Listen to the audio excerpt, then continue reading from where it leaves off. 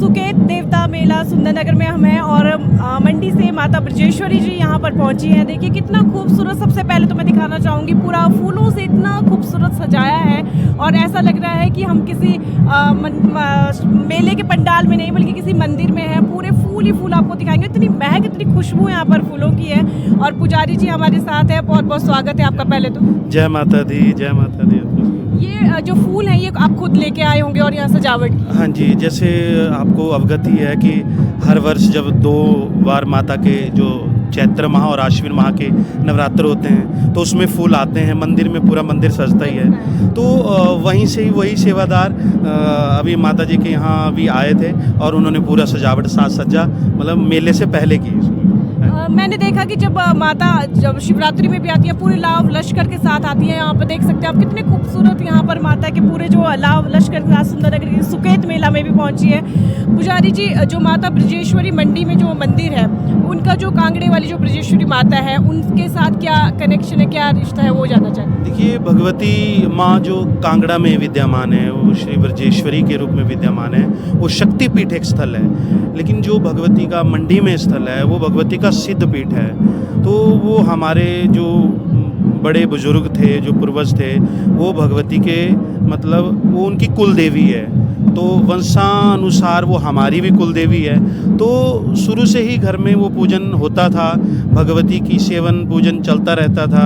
तो भगवती ने वो पीढ़ी दर पीढ़ी चलता आया और भगवती ने उस सेवा का सौभाग्य आज हमें प्रदान किया है। भगवती ने अपने श्री चरणों की सेवा का, वही मंडी स्थान में भगवती अपने 3 पिंडियों के रूप में विद्यमान है, माँ वज्रेश्वरी जी और एकादशी और भद्रकाली। जो मंडी वाला स्थान है वहाँ भगवती माता अपनी प्रत्यंगिरा, अपनी वाराही शक्तियों के साथ संपूर्ण राजराजेश्वरी स्वरूप में भगवती वहाँ विद्यमान है। तो यहाँ सुंदरनगर के मेले में कब से जो है वो माता यहाँ भक्तों को दर्शन देने के लिए आती है? भगवती माता पहले भी आती थी, 2013 तक भगवती का आना हुआ। उसके उपरांत बीच में थोड़ा गैप पड़ गया, जिस कारण थोड़ा मंडी में भी भगवती का कार्य चल रहा था, मंदिर से जुड़े अनेक कार्य चल रहे थे। लेकिन अभी भगवती का आदेश हुआ था तो भगवती पुनः 3-4 सालों से मेले में फिर से पुनः आगमन भगवती का हो रहा है माता जी के आदेशानुसार। ब्रजेश्वरी माता ने किसका स्वरूप मानी जाती है, किस देवी का?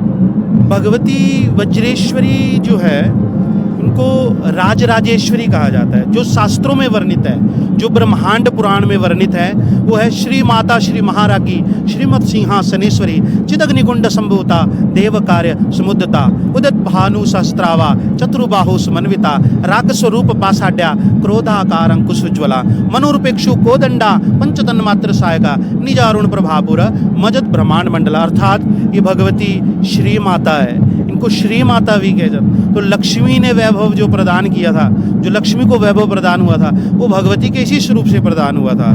ये ब्रह्मांड में जिसको ब्रह्म शक्ति कहते हैं, जो मूल शक्ति है, जो मूल विद्या है, जो आदि विद्या है, वो श्री राजराजेश्वरी श्री त्रिपुर सुंदरी ललिता जी हैं।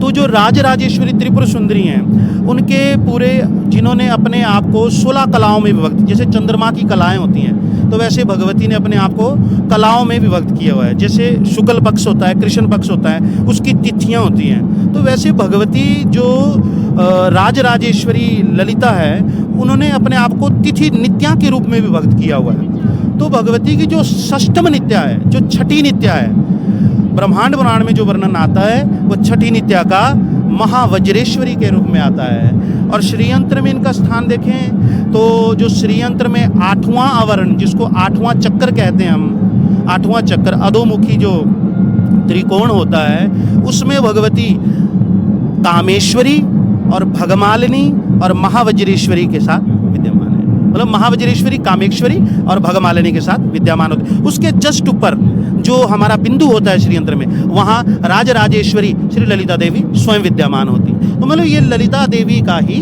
मुख्य स्वरूप है। धन्यवाद पुजारी जी। जय माता दी, जय माता दी। जय माता दी।